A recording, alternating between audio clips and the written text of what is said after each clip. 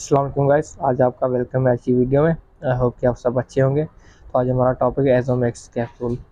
तो एजोमैक्स कैप्सूल के बारे में आज हम जानेंगे, इसके बारे में बात करेंगे। एजोमैक्स कैप्सूल के दो किस्म होते हैं, एक 250 mg और एक 500 mg।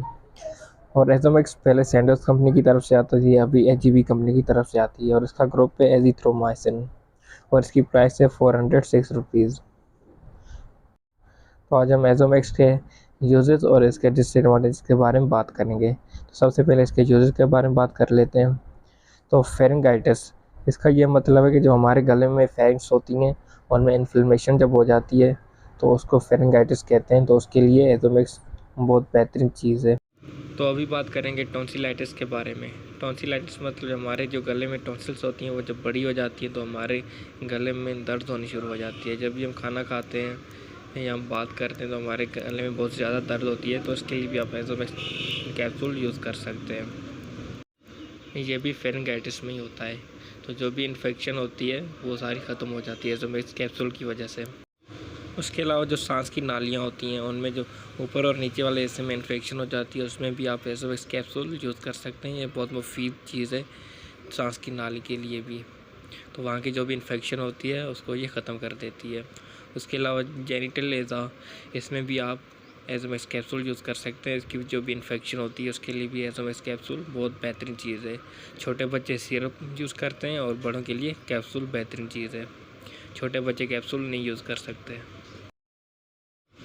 और इसके अलावा ओटाइटिस मीडिया, इसका ये मतलब है कान का जो अंदरूना हिस्सा है उसमें भी इन्फेक्शन हो जाती है। जो कान के पर्दे के पीछे वाला हिस्सा होता है ना, उसमें इन्फेक्शन हो जाती है, तो उसमें भी आप एजोमैक्स कैप्सूल यूज़ कर सकते हैं। ये उसके लिए बहुत मुफीद चीज़ है। निमोनिया में भी आप एजोमैक्स कैप्सूल यूज़ कर सकते हैं। ब्रोंकाइटिस मतलब कि जो फेफड़ों की नालियाँ होती हैं जहाँ से हवा फेफड़ों की तरफ आती है और जाती है, तो उनमें भी जो इन्फ्लेमेशन हो जाती है उसमें भी आप एजोमैक्स कैप्सूल यूज़ कर सकते हैं। उसके अलावा जो स्किन के सॉफ्ट टिश्यूज़ होते हैं उसमें भी जो इन्फेक्शन हो जाती है उसके लिए भी आप एजोमैक्स कैप्सूल यूज़ कर सकते हैं। और उसके अलावा बार बार अगर आपको टाइफाइड आता है तो उसमें भी आप एजोमैक्स कैप्सूल यूज़ करें। तो ये थे इसके यूजेस। अभी इसके साइड इफ़ेक्ट के बारे में बात करेंगे। तो इसके साइड इफ़ेक्ट ज़रूरी नहीं कि सबको साइड इफ़ेक्ट हो, ये किसी किसी को होते हैं, हज़ारों में किसी एक को होते हैं। और जिसको अगर साइड इफ़ेक्ट होता है तो वो इस एजोमैक्स कैप्सूल का लेना बंद कर दें या डॉक्टर से मशवरा करें।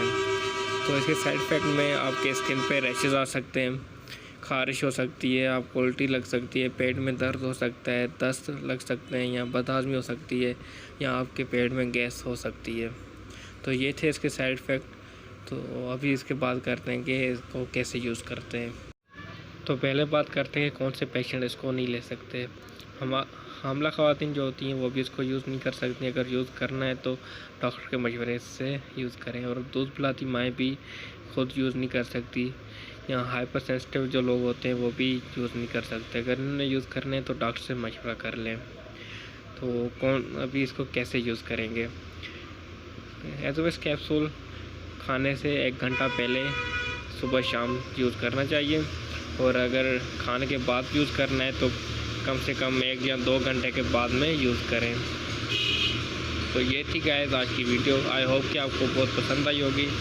अगर आपको पसंद आई है तो मेरा चैनल सब्सक्राइब करते हैं और मेरा चैनल लाइक करें, शेयर करें। अपना रखें बहुत सारा ख्याल। फिर कल मिलते हैं एक नई वीडियो में एक नए टॉपिक के साथ। अगर आपको कोई भी क्वेश्चन है एजोमैक्स कैप्सूल के बारे में या किसी और मेडिसिन के बारे में तो आप कमेंट बॉक्स में पूछ सकते हैं।